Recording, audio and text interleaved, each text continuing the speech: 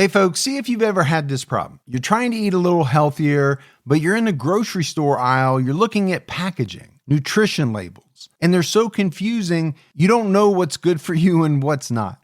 Well, this is why I love Thrive Market, my go-to online grocery store for getting all of my healthy essentials delivered, and I don't even have to leave my couch. Finding better options for the whole family is easy with Thrive Market's Healthy Swap Scanner. Just scan a product and it instantly recommends healthier swaps. This is how my wife and I found our new favorite snack, IQ bars. Sometimes I eat one in the morning with my coffee, sometimes just later on in between meals. They also have so many on-site filters that make it simple to shop by the needs of everyone in the family. Maybe you have someone who needs gluten-free food, somebody that has a peanut allergy. Well, no more scouring ingredient labels when you can just filter it all on Thrive Market. My wife and I often use the high protein filter to stock up on things like Sieti chips. Ready to make the switch? Go to thrivemarket.com/TCAT for 30% off your first order, plus a free $60 gift. That's THRIVE market.com/TCATT, thrivemarket.com/TCAT.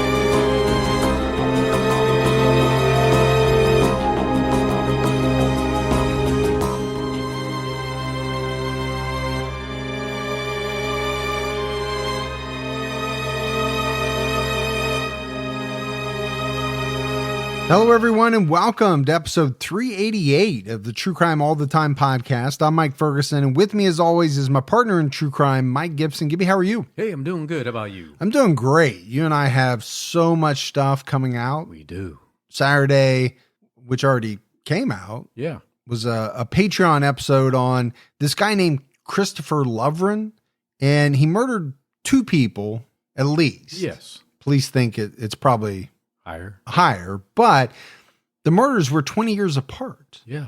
And they linked him through, genetic genealogy, forensic technology. So it's pretty interesting case from that standpoint. Yeah, I thought it was fascinating.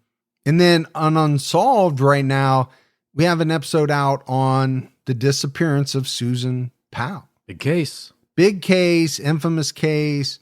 You know, her husband, Josh Powell. Piece of shit. Like I said on Patreon, one of the most hated men ever for what he did. Absolutely. Let's go ahead and give our Patreon shout outs. We had Bailey. Hey, Bailey. Jace Reese jumped out at our highest level. Oh, what's going on, Reese? Kelsey Key. Hey, Kiki. Tyler Fink. What's going on, Fink? Sarah. Oh, there's good old Sarah. Suzanne Colwicki. Ah, I like that. Colwicki. Mm-hmm. Yeah. Peggy. Oh, hey, Peggy. Courtney Morris. What's going on, Courtney? A. Quinn. Gwen. And last but not least, Mariah Cole. Well, thanks, Mariah. And then if we go back into the vault, this week we selected Brianna Kramer. Well, thanks, Brianna. Yeah, thank you to everyone. All right, we got to jump right in because we have a big case here on our hands as well. We're tackling Jodi Arias. So this is part one. Jodi Arias became infamous after she murdered her ex-boyfriend, Travis Alexander, in June 2008. Her 2013 trial was a media circus. Jodi argued that she killed Travis in self-defense. And in part one of the Jodi Arias episodes, we'll cover the early lives of both Jodi and Travis, how they met, and their tumultuous relationship that ended with Travis being brutally murdered in his own home. Such a big case. It is a big case, but why is it a big case? You know, it's a question that we ask from time to time. You know, are there salacious aspects of the case? Absolutely. Yeah. You know, sex, intrigue, murder, all of that. But there is a reason why some cases grab the headlines more than others. And this one certainly grabbed them. It did. There is no doubt about it. Jodi Ann Arias was born on July 9th, 1980. In Salinas, California. Her parents are Bill and Sandy Arias. Jodi has 4 siblings. Growing up, she was closest to her younger brother, Carl. Jodi's family moved to Northern California when she was 12 years old.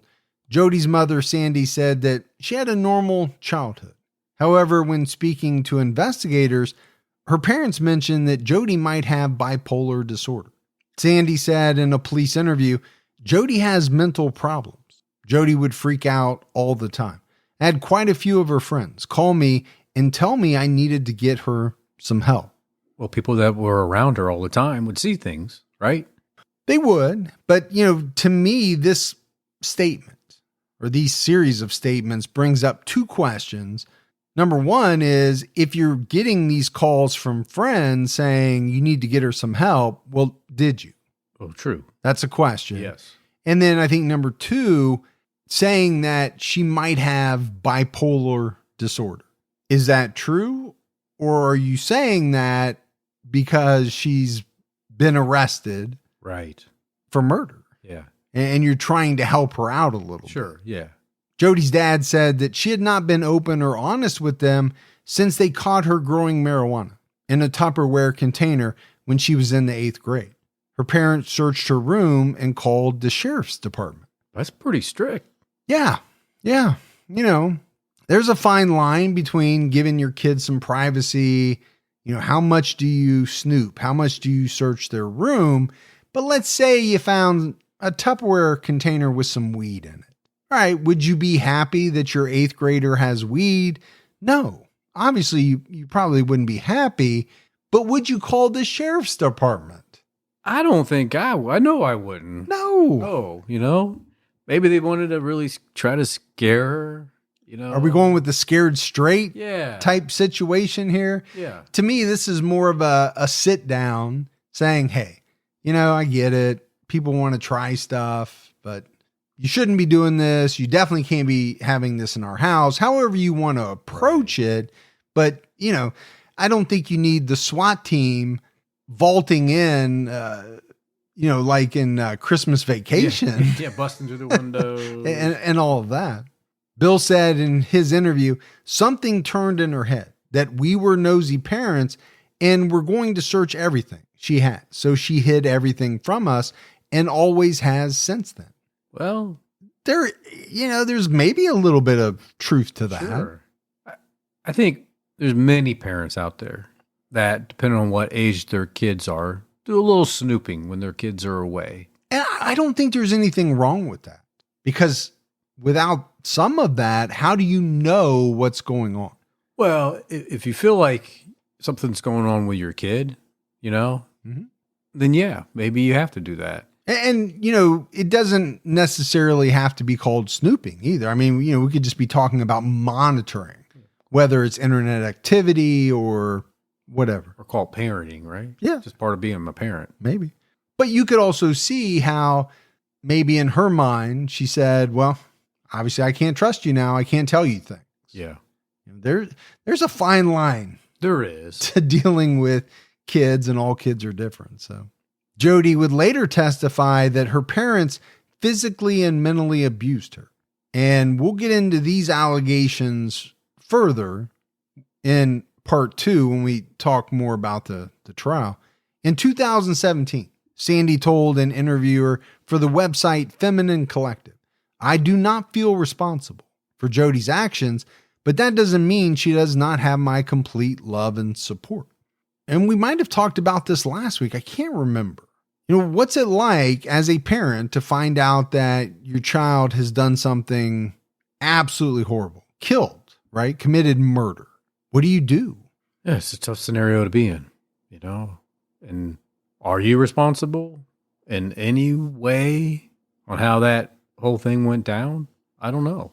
Now, I do think there have been scenarios where physical and mental abuse that was documented, that was real, Yes. has played a part. Sure. And I say a part, not the entire thing, but a part in what someone has gone on to do later. But that's why we'll have to talk more about those allegations. Yeah. Jodi eventually dropped out of high school and later earned her GED. She left home at the age of 17. She worked different jobs as a young adult. She was ambitious and wanted to be financially independent. She lived in different cities in Northern California for several years, then moved to Big Sur on the Central Coast. Jodi's relationship with her parents was strained. She spoke to her mother sporadically, which Sandy didn't think was too abnormal for a woman in her early 20s. I think that's going to differ depending on the type of individual. Oh. I've mentioned it before. My wife talks to her mom every day. Yes. And has since I've known her, which she was in her early 20s when we met. So that part is nothing like what we're hearing here. Now, we have a daughter who's in her 20s. She doesn't call every day. She keeps in touch, but she doesn't call every day. Again, I think it's different for everyone. I agree. Like my daughter, 27, we message or talk more than my son, who's 24. Mm-hmm. I mean, we just every now and then shoot a little text. If I can get him on the phone. Yeah. That, now he is in LA, so it makes it a little tougher, time-wise, because a lot of times he's ready to talk, at 2:00 at night when I'm already asleep. Yeah. I get it. And I don't see the call coming in or whatever, and then I feel bad the next day, and then we play that back and forth, and eventually we connect.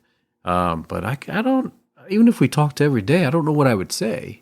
I don't know what like you say, your wife talks to her mom.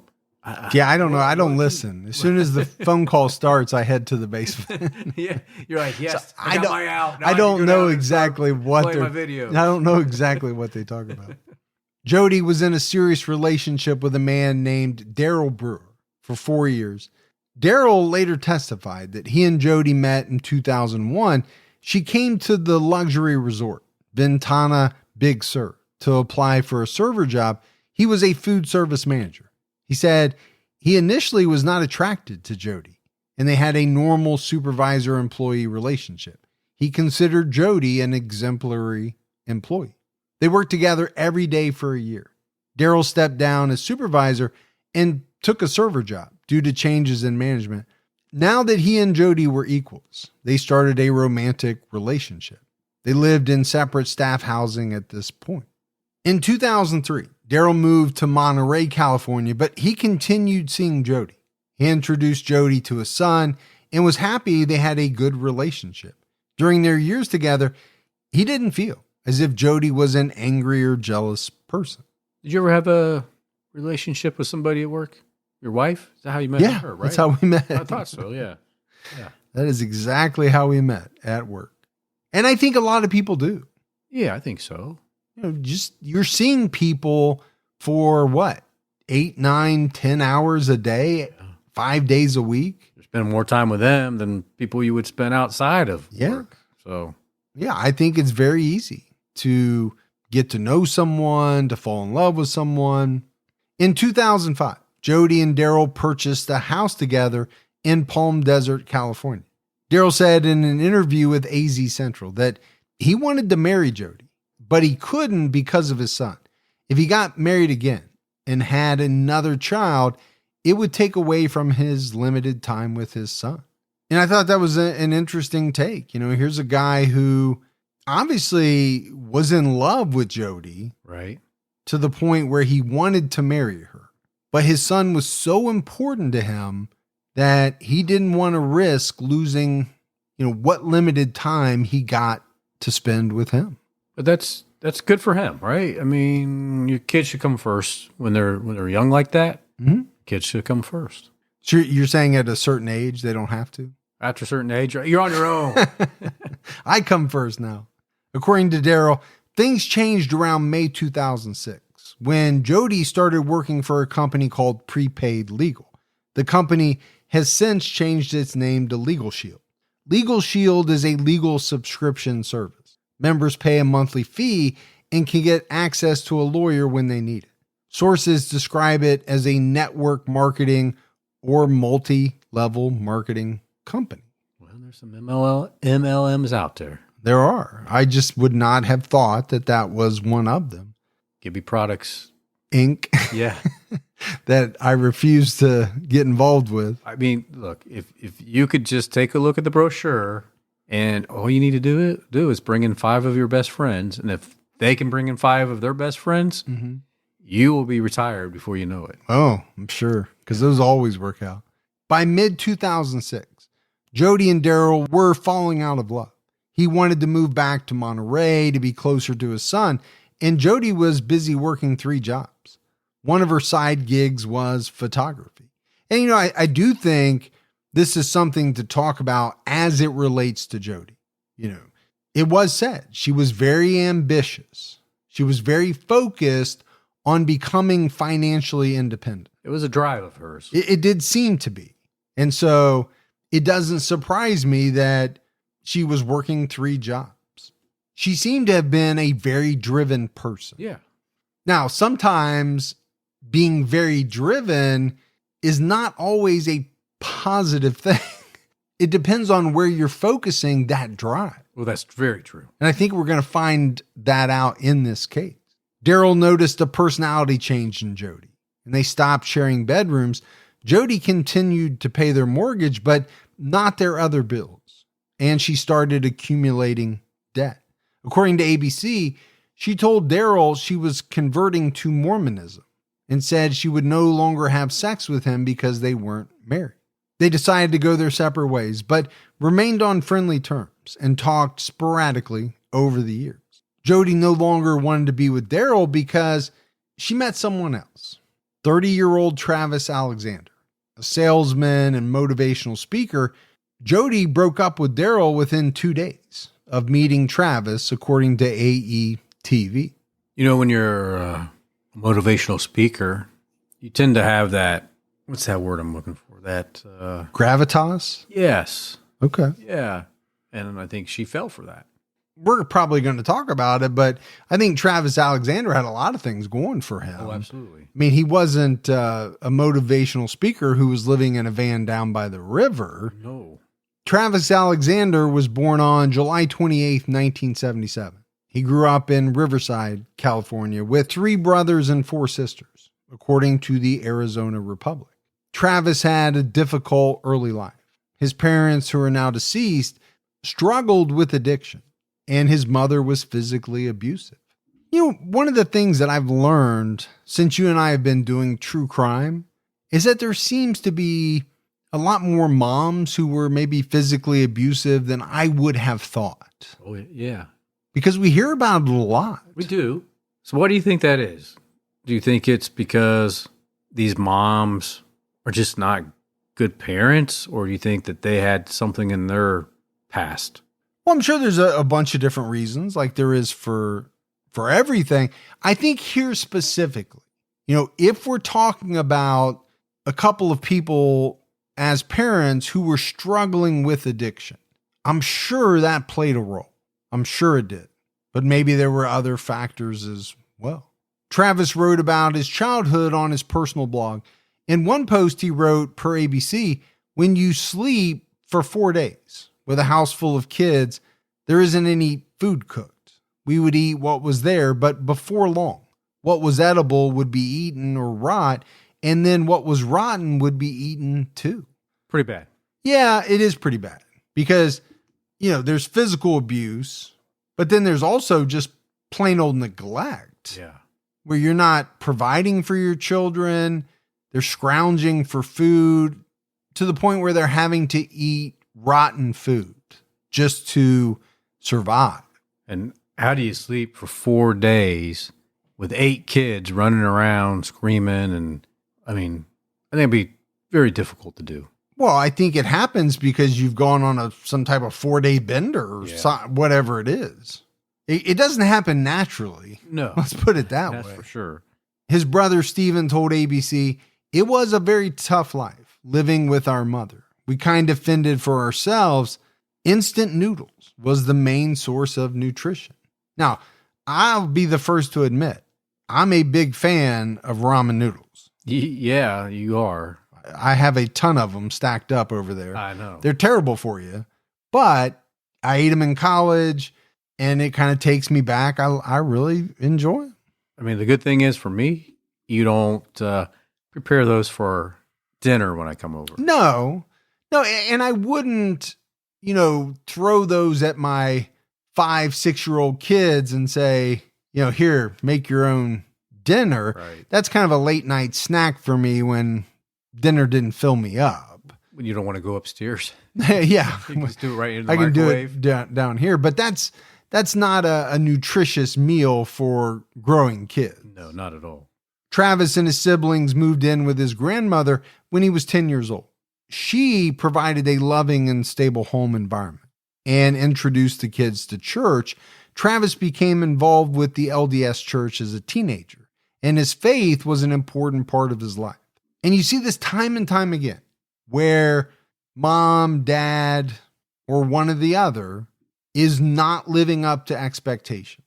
And a grandparent or a set of grandparents have to step in and take over, and they do. Oh, thank goodness they do. Travis served his 2-year mission in Denver, Colorado, after graduating high school. According to the Arizona Republic, Travis did not smoke or drink alcohol. He was interested in fitness and nutrition, as well as environmental issues. Travis described how he overcame his struggles in a spiritual motivational book titled Raising You, which he finished shortly before he died. So as it stands right now, I mean, you're looking at Travis as a guy who has his life together, despite growing up in what sounds like a very hostile, dysfunctional home. Yeah, it sounds like he overcame adversity, right? Much of that probably due to his grandparents' influence. Travis was in a relationship before he met Jodi. He dated a woman named Deanna Reed in 2000, but they broke up when she left to serve her mission in Costa Rica. They started seeing each other again in 2002, but they broke up 3 years later because Travis was not ready for marriage. They remained friends. Travis moved to Mesa, Arizona for business opportunities and to get more involved in the LDS community. He became a top seller for prepaid legal and was eventually promoted to executive director. Jodi and Travis met at a prepaid legal convention in Las Vegas in September 2006. And it was said that they hit it off immediately. And Travis invited Jodi to the formal executive dinner as his guest. They spent the entire dinner talking to each other, then spent the rest of the night together, not parting ways until about 4 a.m. So clearly they were really into each other. Yeah, I mean, I think it was an instant attraction. The next morning, Travis told his friend Sky Hughes that he found his wife and he wanted to marry Jodi. Pretty quick. That's very quick. When he had been dating this other woman off and on for about 5 years? Yeah. And he said he just didn't want to get married. He's known Jodi for not even a full day. Yeah. And he wants to marry her. Really quick. How long did it take you to realize you wanted to marry your wife? You're being very invasive as far as no, I'm just kidding. Not long. Yeah. Not long. People talk about love at first sight. And again, we were so young. We were like 22 when we got married. Right. And so 20, I think, when we started dating. But I think it's a real thing. It was for me. Yeah. Well, good. Before they left the conference, Travis urged Jodi to read the Book of Mormon. Jodi and Travis started talking every day. According to court records, they exchanged 82,000 emails throughout their relationship. That's a lot of emails. That's a lot of anything. That's true. That's a lot of any form of communication. Yes. Just between one person and another. You think about how many emails you send every day in your business life. Okay, it's a bunch. Right. And I'm sure that number would be staggering if you knew what it was over a 2, 3, 4 year period. But this is with one person. Exactly. You got to come up with a lot of things to say to fill 82,000 emails. Now, I say that, but when my wife and I met, there was no email. And so we would stay up till 3 or 4 in the morning just talking on the phone. Well, that's true. Now, today, people do text or DM chat things or, I don't even know what all's out there anymore. Snap this, chat that, You sent me a woof the other day, and I was like, what is this? Pretty cool, wasn't it? It was cool. Don't let allergy season slow you down. Get common allergy meds for as little as $15 with GoodRx. So you and your family, pets included, can stop allergy symptoms before they start. GoodRx is free and easy to use. Just search for your prescription on the website or the app, compare prices, and get a free coupon to show your pharmacist. Save at over 70,000 local pharmacies nationwide, including Walmart, Walgreens, CVS, Publix, Kroger, and many more. Check GoodRx before every trip to the pharmacy to save up to 80% on both brand and generic medications. And did you know GoodRx rewards you for saving money too? Join GoodRx Rewards today and earn points every time you use a coupon. Remember, GoodRx is not insurance, but works whether you have insurance or not. And it could be your insurance copay price. I've been using GoodRx for years, and I can't tell you how many times I have saved money even with my insurance. Stop allergies before they start and save big on allergy medications this season with GoodRx. Go to goodrx.com/TCAT. That's goodrx.com/TCATT. You know, once the temps start rising, I realized I was back in the same worn out rotation. Same tank, same shorts, same everything. So I gave my daily uniform an upgrade with Quince. Their pieces are easy, elevated, and somehow make me feel more put together without even trying. Like they're 100% European linen shorts and dresses from $30. Luxe swimwear, Italian leather platform sandals, and so much more. The best part, everything with Quince is priced 50 to 80% less than what you'd find at similar brands. By working directly with top artisans and cutting out the middleman, Quince gives you luxury without the markup. And Quince only works with factories that use safe, ethical, and responsible manufacturing practices and premium fabrics and finishes. I'm getting ready to stock up on shorts for summer from Quince, and I know they're going to be amazing because everything I've ordered has been of the highest quality, and the prices are amazing. Treat your closet to a little summer glow up with Quince. Go to quince.com/TCAT for free shipping on your order and 365-day returns. That's QUINCE.com/TCATT to get free shipping and 365-day returns. Quince.com/TCAT. Travis's friend Sky told ABC she was really excited about the relationship. She loved how funny he was, how much fun they would have together. Travis loved to take adventures and do different things. Soon after meeting Jodi, Travis sent missionaries to her home. They discussed the Book of Mormon and Scripture. So I do think it's very easy to see how big of a part of Travis's life his faith actually was. Oh, it was big, huge. Jodi converted within months of meeting Travis. She was baptized on November 26th, 2006, and Travis participated in the ceremony. Jodi said in an interview with ABC, it was emotional, it was spiritual, it was powerful. It's a feeling that like everything just comes right into alignment and nothing can go wrong. Well, clearly she was definitely into converting. Because I think she was that into him. The two maintained a long-distance relationship and often met in Murrieta, California, where Sky and her then-husband Chris lived. Jodi posted photos of Travis on her social media.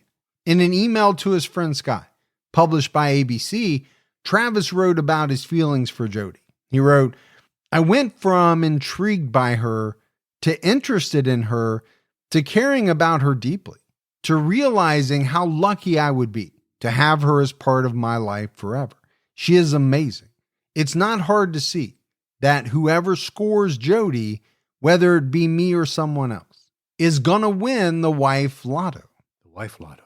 And I think it just provides a ton of insight about how he felt about Jodi. Yeah. And you have said many times to me that you feel like you hit the wife lotto. Well, I definitely outkicked my coverage. That's for sure. No argument here. Jodi and Travis officially started dating on February 2nd, 2007, but they broke up by June 29th of that year. So that's not a long time. It's not. 5 months or so. One big issue in their relationship was sex. And, this goes back to Travis. Being a faithful member of the LDS church, he and Jodi had a premarital sexual relationship, which goes against the church's value. And Travis felt guilty about this. He sometimes took out his negative feelings on Jodi, calling her a slut and a whore in emails. Well, that's going to have a negative impact on the relationship. Yeah, it's not going to be good when you're calling someone a whore and a slut. But also, let's be honest, it takes two to tango. For sure. Yeah. You could be tempted. That's one thing. But to give in, you got to take a little bit of responsibility yourself, I think. Yeah. Yeah. And I think if you're very dedicated to your faith and you're breaking the rules, it's going to have an impact. And you're going to blame somebody besides yourself. Some people are. Yeah. Some people might blame themselves. Yeah. Author and journalist Shanna Hogan, who wrote the book Picture Perfect, the Jodi Arias story, told ABC Travis wanted to marry a virginal, pure Mormon girl. And by having sex with him, Jodi eliminated herself as ever being marriage potential for Travis. Now, this is assuming that Jodi was a virgin before this. Yeah, that's a big assumption. Or was it just because the two of them had already been together before marriage? And maybe that was more of the issue.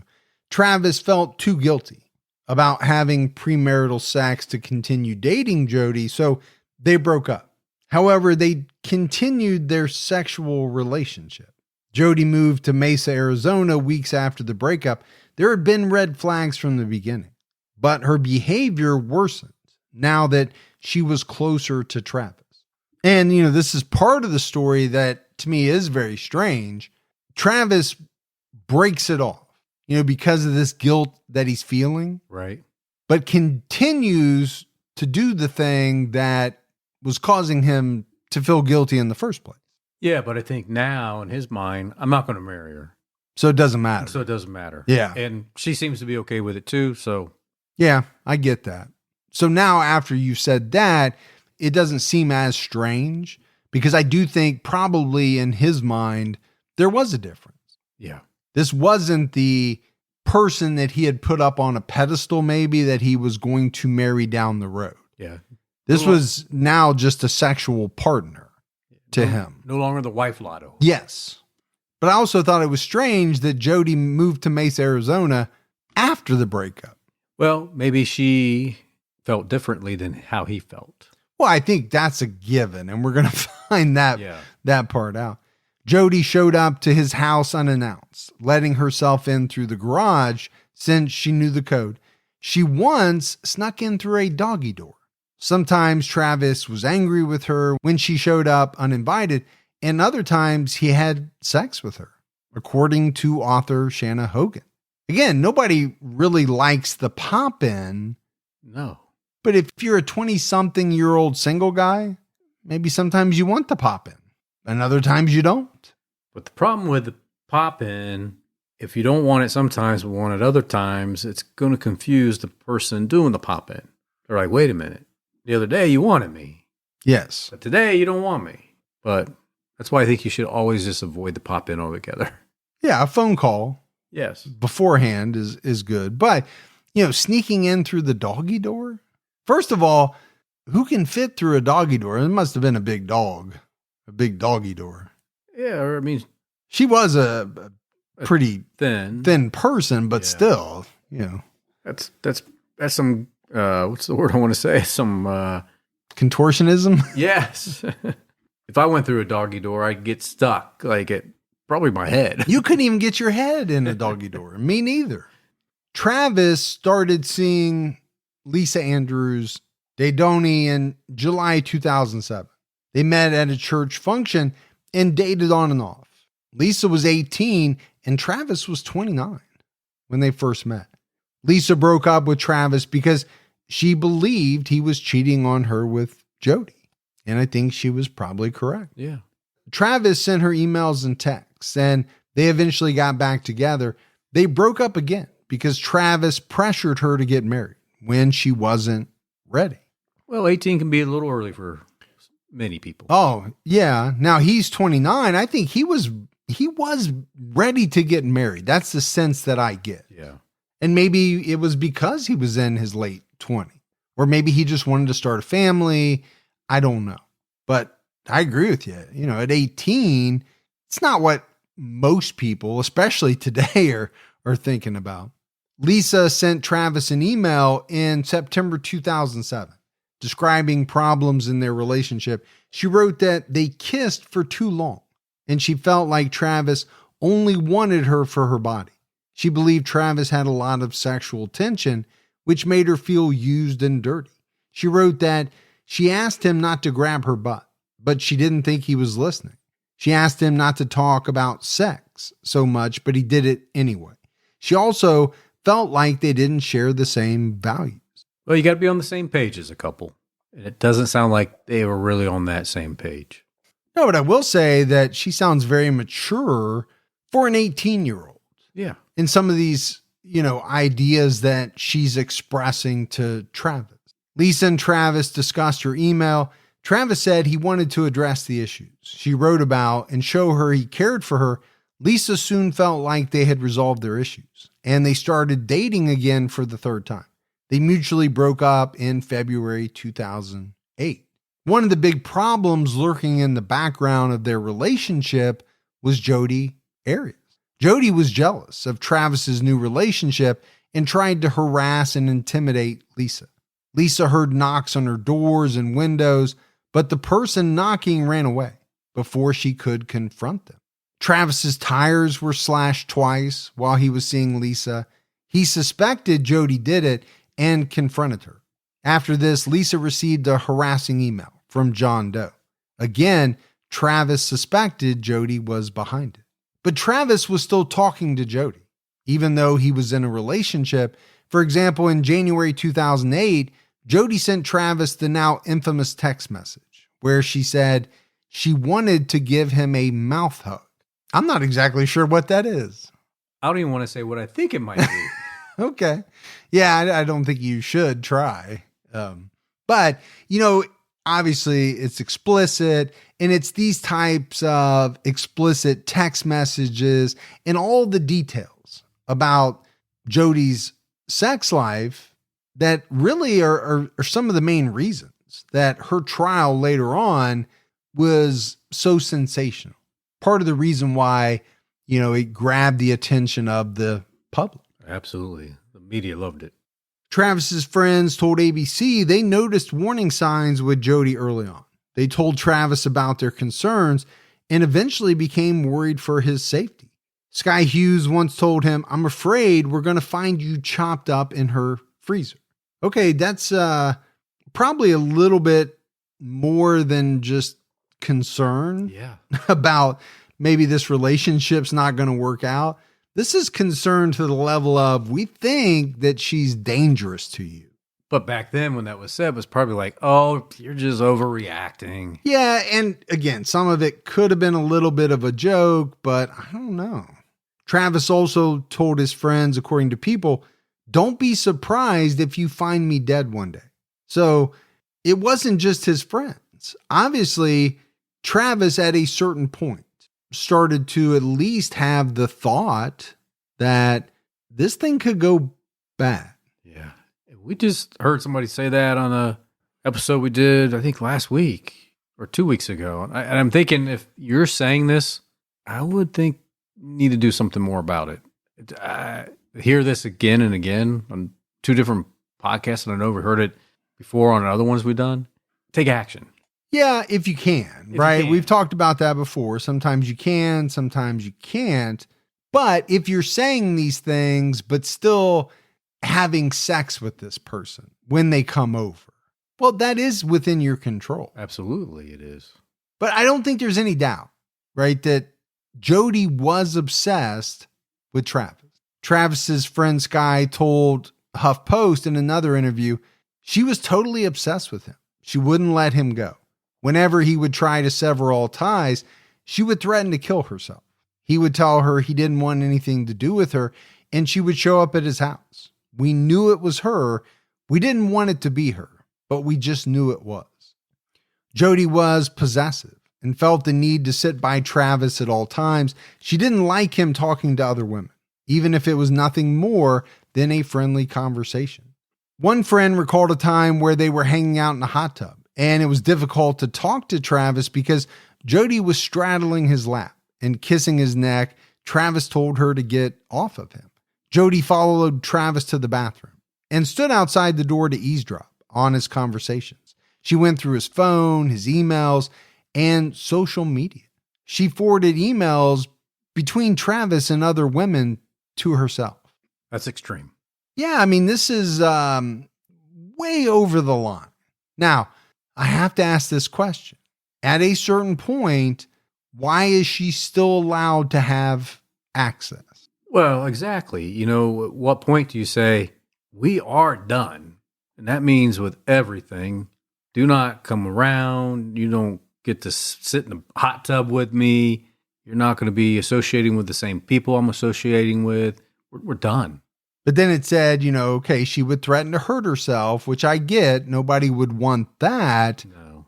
But, are they still having sex? Is he still giving in to that kind of carnal activity, but yet trying to push her away at the same time? Because that's not going to work out well. Oh, because you're sending mixed messages. Absolutely.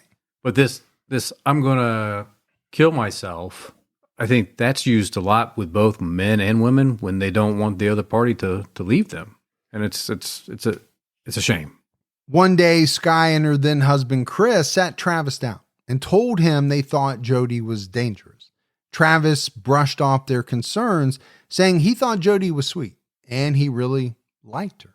So again, some of this is, I'm sure, happening out of order, but it also does sound, like you said, Gibbs, that there might have been mixed messages sent on the part of Travis at certain points. During their conversation, Sky realized Jodi was right outside the door. Travis didn't believe her until he opened the door and found Jodi on the other side. Chris Hughes told ABC there was rage in her eyes. Sky and I are very frightened at this point. She might burn down our house, with all of us in it. No doubt these two people were convinced that she was extremely dangerous. Yeah. Travis and Jodi spent time together after he and his girlfriend Lisa broke up in February 2008. In March, they visited several states together, including Oklahoma and Texas. This kind of adds to the problem, though. I think it does. If, you're trying to sever ties, but you keep allowing, or maybe even sometimes inviting this person back into your life because you're now lonely, or, you've broken up with a girlfriend and you need companionship or want companionship. I'm not saying there's anything wrong with it, but it is sending mixed signals. Oh, for sure. There's just no way around it. Now, does that mean that he deserves what happened to him? Absolutely not. No, not at all. In April 2008, Jodi left Arizona and moved in with her grandparents in Yreka, California. Travis was excited and told a friend, I'm getting my life back. Like, this is a whole new start. She's gone. I mean, I'm conflicted. I am confused. He wants her gone, but yet is spending time with her, is traveling to multiple states with her. Yeah. I mean, it's probably hard for him, right? Because in one sense, when they're together, maybe sometimes it's really good, but then other times it could be really bad. You've described every relationship in the history of time. None of them are great all the time. I do think to strip it down to like the base level, maybe there's just a component of sex to it. Yeah, too. Sure. Yeah. While it seemed like he wanted to be done with Jodi for good, they still continued texting and even having phone sex. Travis's brother, Steven, told ABC that Jodi was Travis's kryptonite. Absolutely. You can see that. He just could not stay away from her. Even though he said he wanted to, it seemed like it was very tough for him.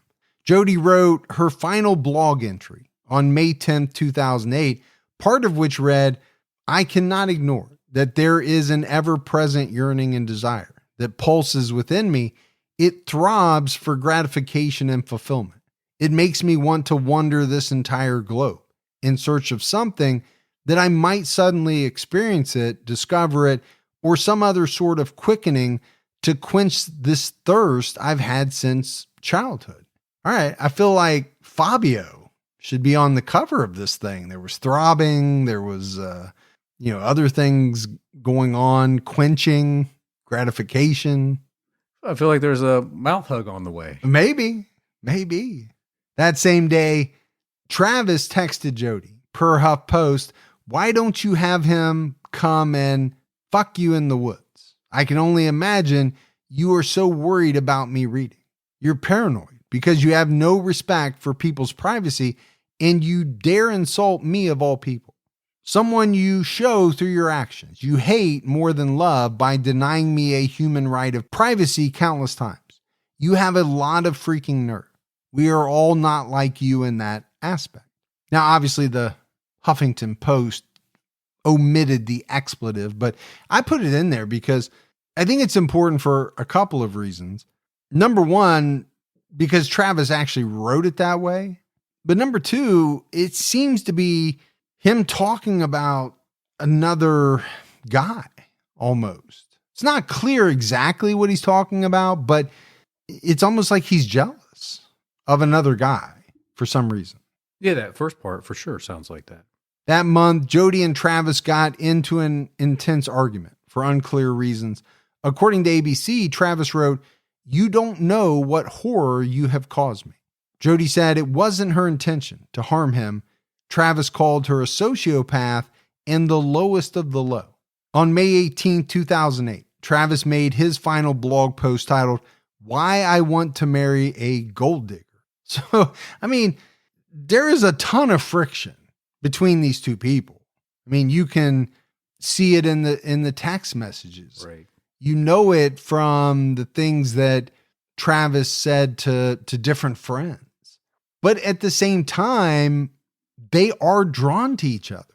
The one friend said that she was his kryptonite. It's almost like he wanted to stay away from her. He didn't care for her. He didn't like her. But if she showed up, he got weak. Maybe. Travis wrote that after turning 30, he decided to adjust his priorities and date with the goal of marriage. His must-have qualities in a wife were spirituality, mutual physical attraction, effective communication, and a desire to have children. Part of the entry read, I did a little soul searching and realized that I was lonely. I realized it was time to adjust my priorities and date with marriage in mind. This type of dating to me is like having a very long job interview and can be exponentially more mentally taxing. Desperately trying to find out if my date has an axe murderer pinned up inside of her. Wow. Who do you think he's talking about there? Absolutely, Jodi. Yeah, I don't think there's any way around it. Even the smallest step forward can make a big difference in your financial future. When you open a Chime checking account, you're one step closer to a better financial future with no maintenance fees, fee-free overdraft up to $200, or getting paid up to 2 days early with direct deposit. Making progress has never been easier. I think we've all been in that position where we've had an overdraft. Well, with Chime, you can overdraft up to $200 with no fees. That's amazing. And they have over 50,000 fee-free ATMs. Make progress towards a better financial future with Chime. Open your account in 2 minutes at chime.com/TCAT. That's chime.com/TCATT. Chime feels like progress. Banking services and debit card provided by the Bancorp Bank N.A. or Stride Bank N.A., members FDIC. Spot me eligibility requirements and overdraft limits apply. Fees apply at out-of-network ATMs. MyPay eligibility requirements apply. Credit limits range from $20 to $500. $2 fee applies to get funds instantly. Crime checking account required. Go to chime.com/disclosures for details. True Crime All the Time is sponsored by BetterHelp. Folks, therapy can feel like a big investment, but let's think about the state of your mind. It's just as important as your physical health. Traditional in-person therapy can cost anywhere from $100 to $250 per session, which adds up really fast.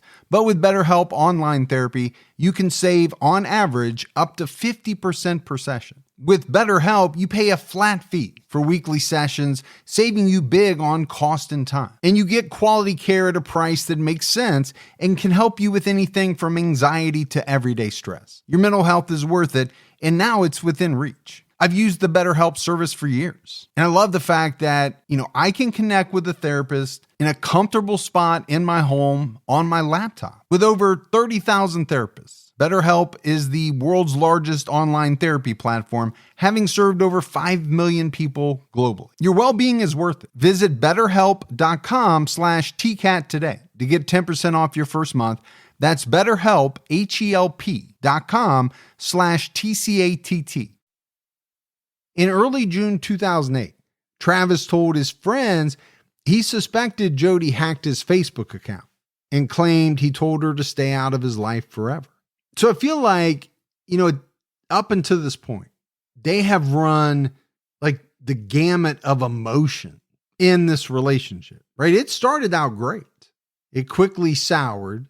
I think a lot of that was due to the fact that they had sex pretty early on, and Travis felt as though she was no longer marriage material. I do believe that was a big part of it. And then at a certain point, I think both he and those in his life thought she was dangerous. On June 2nd, Jodi picked up a vehicle from Budget Rent-A-Car in Redding, California. On the 4th, she traveled to Travis's home in Mesa, Arizona. They had sex and took explicit photos of each other.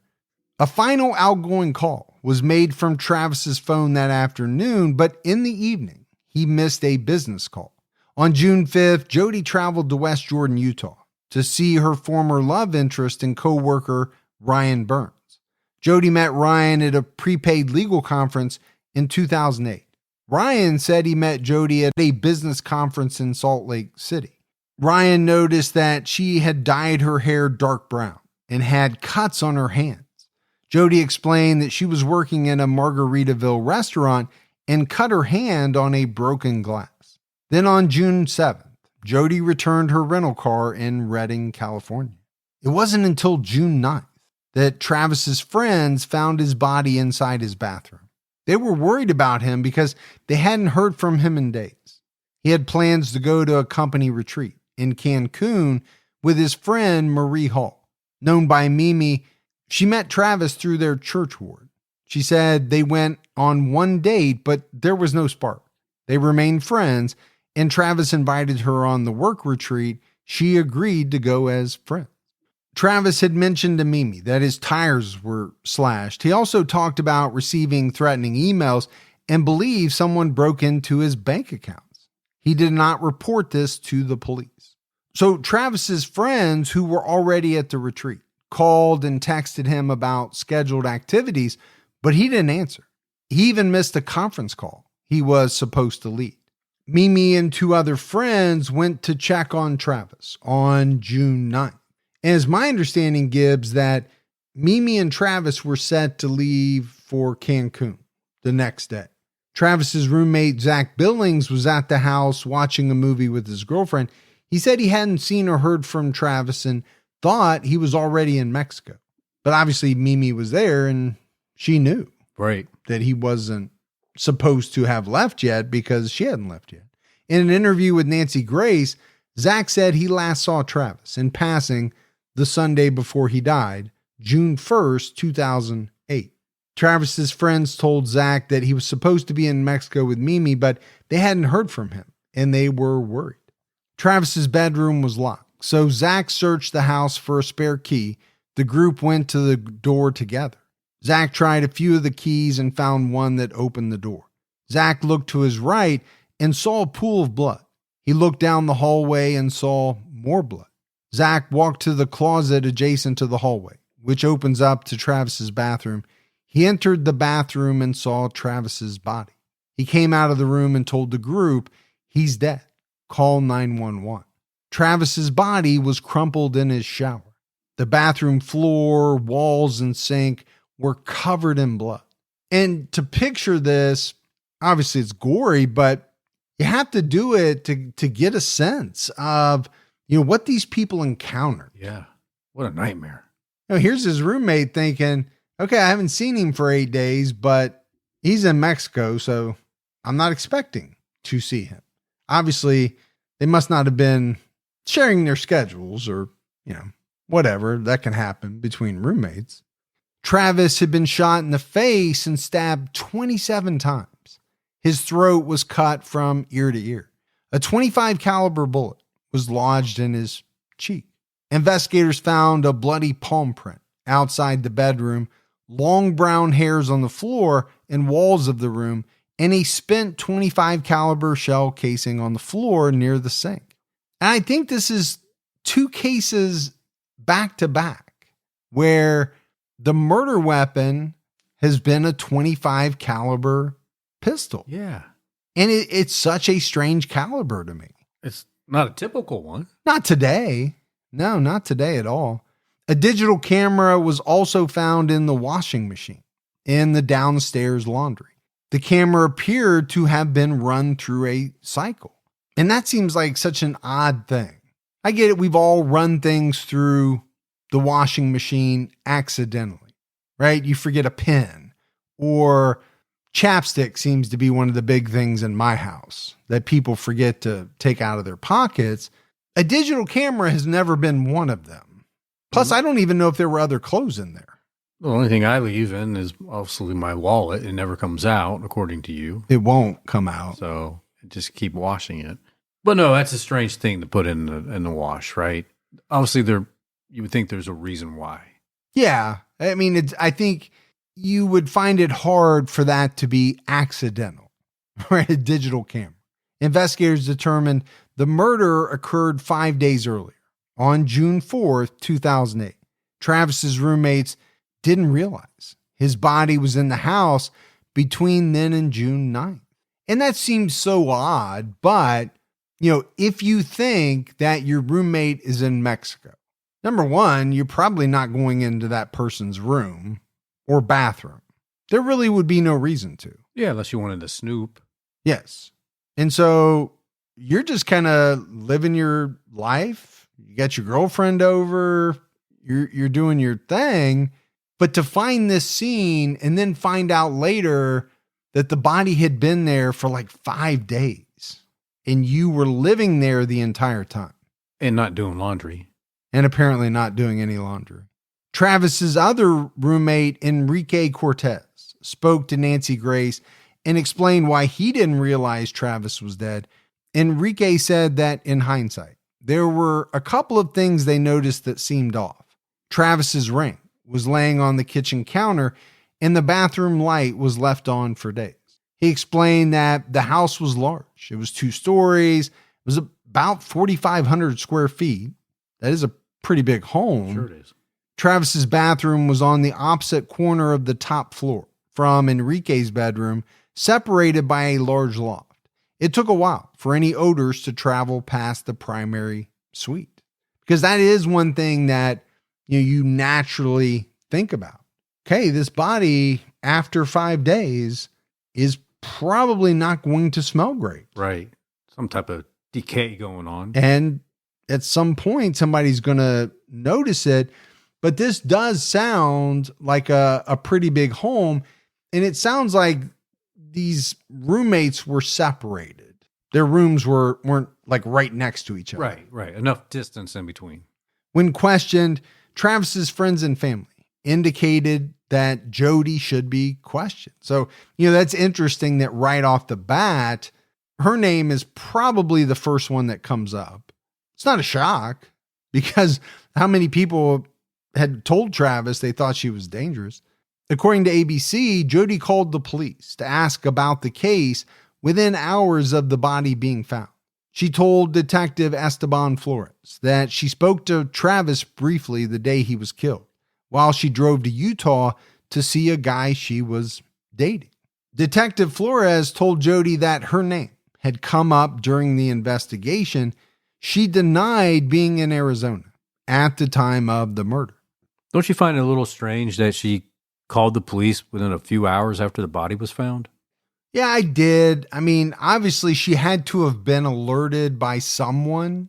Now, I could see her maybe calling a friend, somebody that she was close to that maybe knew Travis to get some particulars on what happened.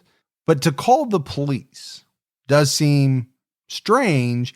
And then to kind of offer up that, hey, I spoke to Travis, but it specifically was while I was driving to Utah to see a guy I was dating. To put her in a different area at the time of the murder. It's almost as if the real reason she called was to try to set up this alibi. Right.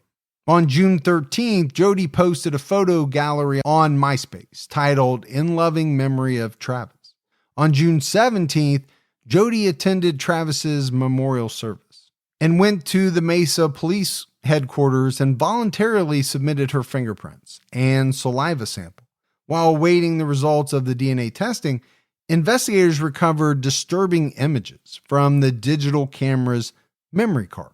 The deleted photos showed Travis standing in the shower. They were taken moments before he was killed. He appeared to be posing in some photos, but others showed a subject on the floor of the bathroom bleeding profusely. 6 other photos showed Jodi on Travis's bed in provocative sexual poses.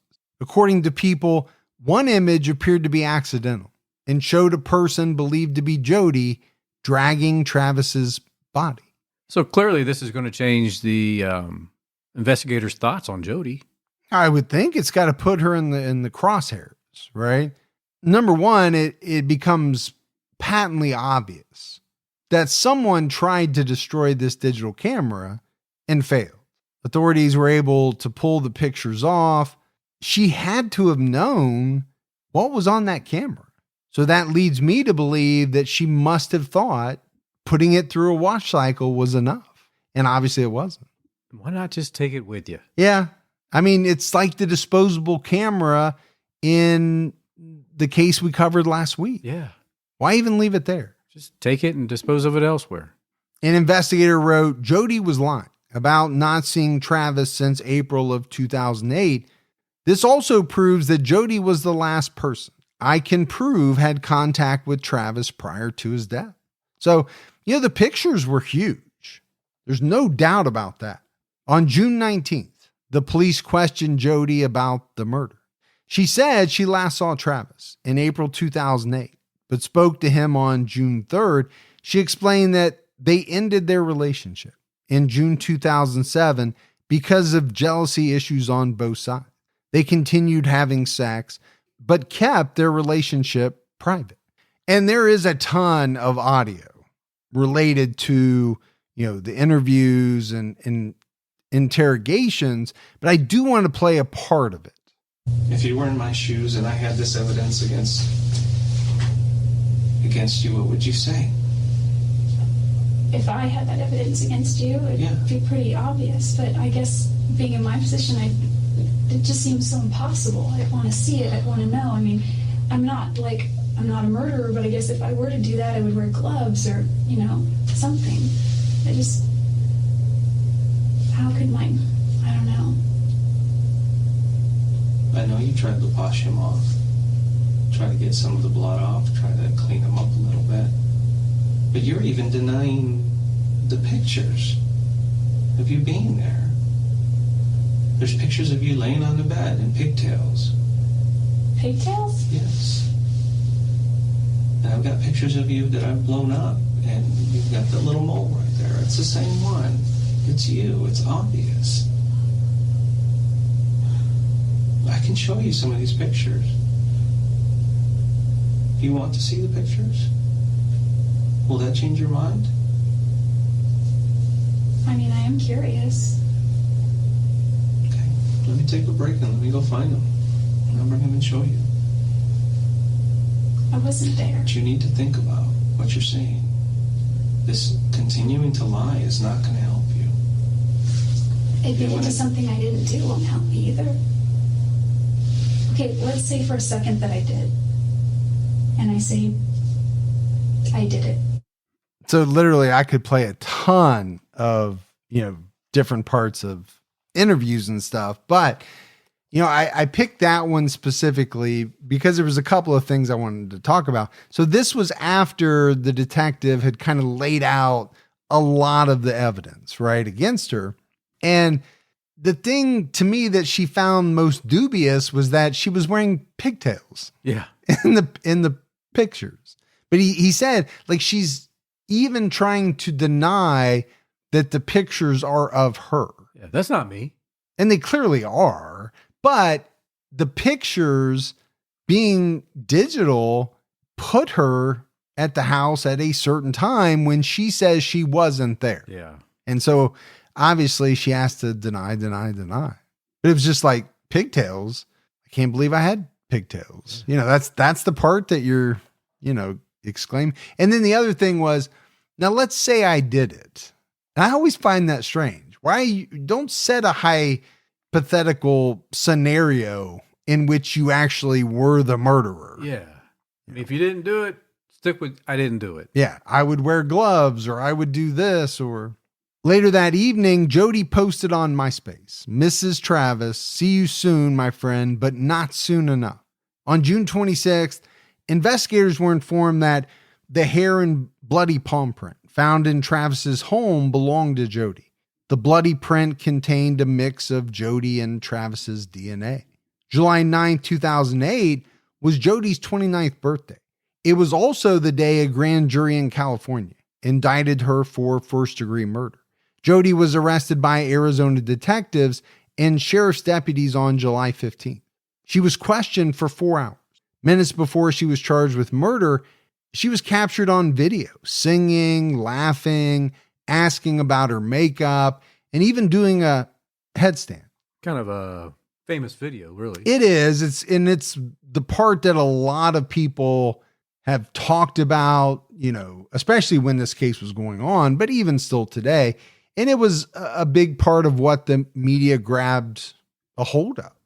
Here's a woman who is being accused of killing this man, her former boyfriend, and she's laughing, singing, doing handstands. She might have even done a cartwheel at one point. I can't remember.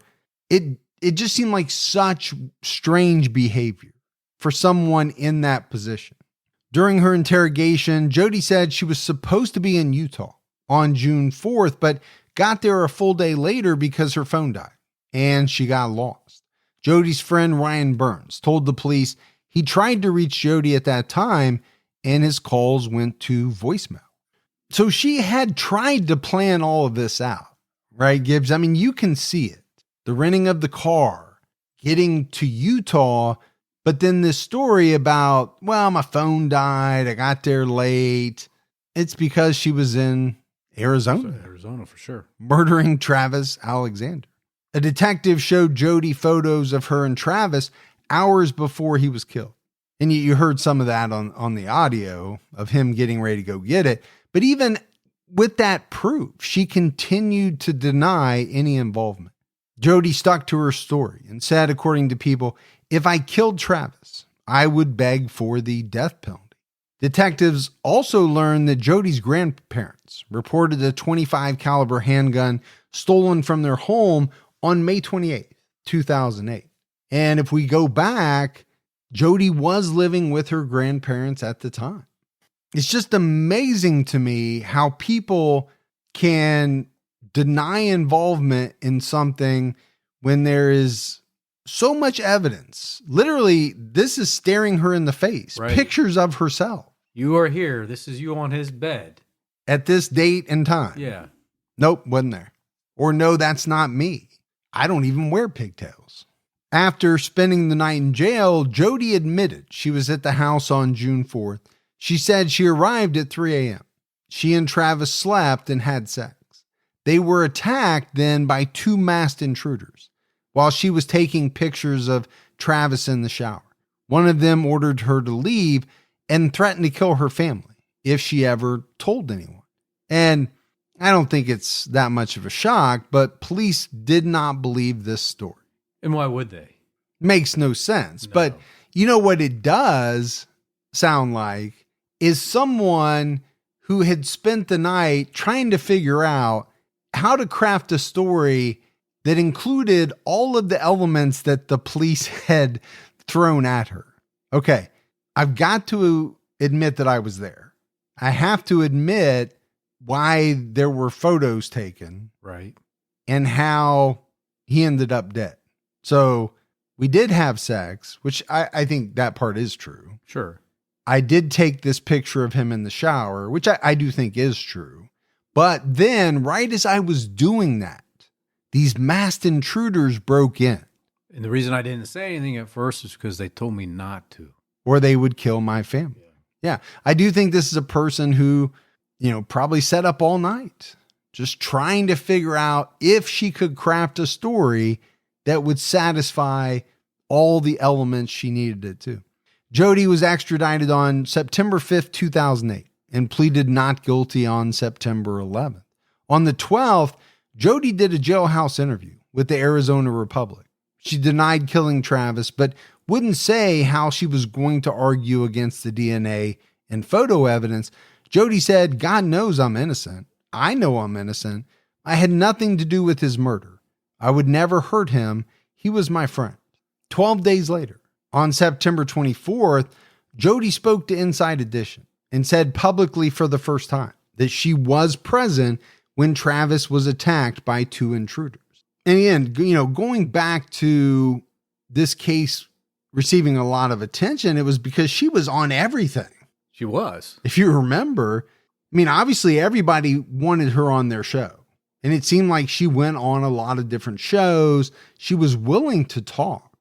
On October 31st, 2008, the Maricopa County Attorney's Office filed a notice of intent to seek the death penalty against Jodi. Months later, on June 23rd, 2009, Jodi elaborated more on her statement in an interview with 48 Hours. She said Travis was killed during a home invasion, while the two of them were using his new camera. She said, "I heard a really loud pop, and the next thing I remember, I was lying next to the bathtub, and Travis was screaming. At that point, I sort of was just trying to come around and kind of orientate myself to what was going on. And I looked up, and I saw two other individuals in the bathroom, and they were both coming towards us. The intruders were a man and woman dressed in black, armed with a knife and gun. The man pointed a gun at her, and according to Jodi, he pulled the trigger, and nothing happened with the gun. And so I just grabbed my purse, which was on the floor at that point, and I ran down the stairs and out of there, and I left Travis there. I pushed past him and his gun, and I just didn't look back." She didn't call the police because, as she said, I was terrified and I was scared for my life. And I think there was a naive belief that I could pretend like it didn't really happen. So in this story, we still have the masked intruders, but it's specifically one man, one woman. Why do you think that is? Well, would that be because of the picture of the woman dragging the body? That was my thought. She has to try to explain a lot of different things. And that is one of them. A picture which appears to be her dragging Travis's body. Well, I'm going to blame it on this woman intruder. But what's amazing is that, she Jason Bournes this thing, right? The gun jams or whatever. She grabs her purse. She jumps up. She Heisman's this intruder, runs past him and down the stairs to safety. Gone. And is able to get away from these, two masked intruders. Yeah. But because she was worried that they could hurt her family, she didn't want to call the police. But then and then also it was like, well, I think I thought I just could pretend that it didn't really happen. Yeah. Really? I feel like that would be very tough to do. And then when you're confronted by the police, you're going to act like none of this happened until the last minute. And why give the real details to police when you can give them to 48 Hours? I think that's the real thing. Well, yeah. There you go. I'll give a little bit to Inside Edition. I'll give a little bit to this show, and I'll keep honing it until I give my, final version to 48 Hours. While awaiting trial, Jodi made headlines when she won a caroling contest for inmates and when she told a judge she wanted to represent herself. I think the bigger headline there was that she wanted to represent herself. Yeah, that seems a little scary. On August 16, 2011, Jodi's request to admit letters allegedly written by Travis was denied. In these letters, Travis claimed he was a pedophile. The prosecutor told the court that the letters were found to be forgeries. After the ruling, the judge told Jodi that she was over her head and reinstated her defense attorneys. And I mean, how can she not be over her head? Every person, just about, who tries to represent themselves with no legal training whatsoever is over their heads. Yeah. Actually, you could probably say there's some attorneys out there that are over their heads. Yes, absolutely. It's hard enough if you've passed the bar. Jodi's third story about Travis's death was described in court documents submitted as part of her request. Jodi now argued a domestic violence defense, saying she was physically and sexually abused by Travis Alexander. She claimed Travis became angry when she dropped his camera and she killed him in self-defense. Later that year, in December, Jodi's younger sister, Angela, said Jodi lied during her 48 Hours interview and that Jodi killed Travis in self-defense. Jodi's sister wrote, she was not under oath when she spoke on TV, and yes, she lied, but it was because she was so in love with that man. She did not want people to know what a monster he really was. She wanted everyone to believe that he was as amazing as they thought he was. My sister is innocent of the crime they are accusing her of. She did kill Travis, but it was not in cold blood. It was not for revenge. It was because she was afraid for her life. But does that make sense? Why would she drive to Arizona to be with him if she felt threatened by him? Well, because according to her, the threat didn't come until after she dropped his new camera. I think that's how she's spinning it. But wouldn't there be a history of that? You would think. But you could also ask the question, if this is what happened, why wouldn't this be the first story? Exactly. That you told police? Why is this now the third or fourth or whatever version? Yeah, why not just stay at the house, call it in, and say, hey, this is what happened? And her sister is saying, well, she didn't want to tarnish Travis's memory. Right, when you're fighting for your life, there's, you got to do what you got to do. If you have a true story that would help exonerate you, I think that's a little more important than tarnishing someone's reputation, who you say tried to kill you or hurt you, and you had to defend yourself. Jury selection for Jodi's trial started on December 10th, 2012. So, as we wrap up this first part, there's just so much going on. And then there's a lot that we'll cover in part two, the dramatic and lengthy murder trial, including all the evidence against Jodi and key witness testimony, plus important events in the years that followed her conviction. So, we didn't want to dive into too much evidence against Jodi. Let's save that for the trial portion, and that'll come in part two. There's a couple of things, though, that I want to talk about as we wrap up. Number one, it does seem as though Jodi had a plan to kill Travis, but it also seems as though Travis let her in and they had sex that day. Again, does that go back to her being his kryptonite? I'm not blaming him at all. It just seems as though as much as he kept saying he wanted her out of his life, he couldn't resist her when she showed up. Yeah. He had a hard time saying no. It does seem that way. Now, people had told him she was dangerous. Did he truly believe that she was going to kill him? I'm sure he didn't. Or he would not have let her in. Right. But that's it for our part one on Jodi Arias. Part two coming next week. We got a voicemail, Gibbs. You want to hear it? Let's hear it. I only picked one because I knew this episode was going to be a little bit long.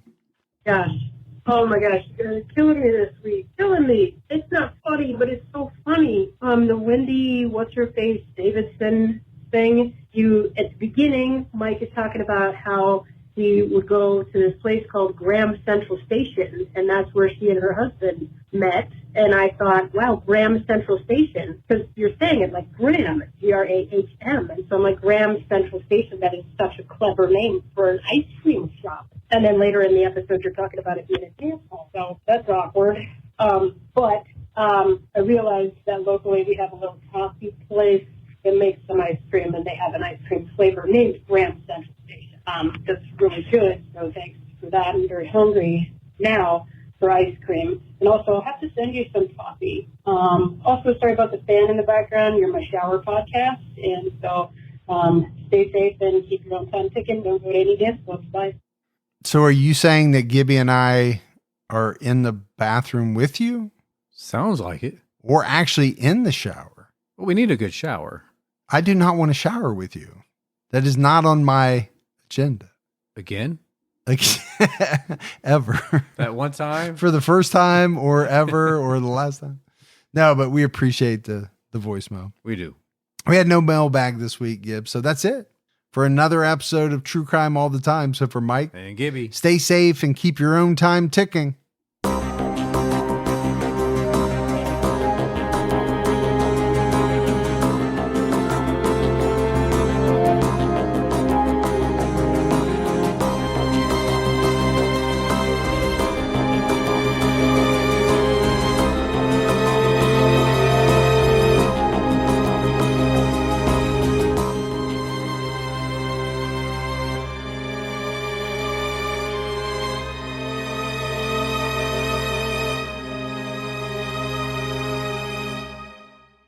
How did the internet go from this? You could actually find what you were looking for right away, bang, to this. I feel like I'm in hell. Spoiler alert, it was not an accident. I'm Cory Doctorow, host of Who Broke the Internet from CBC's Understood. In this 4-part series, I'm going to tell you why the internet sucks now, whose fault it is, and my plan to fix it. Find Who Broke the Internet on whatever terrible app you get your podcasts.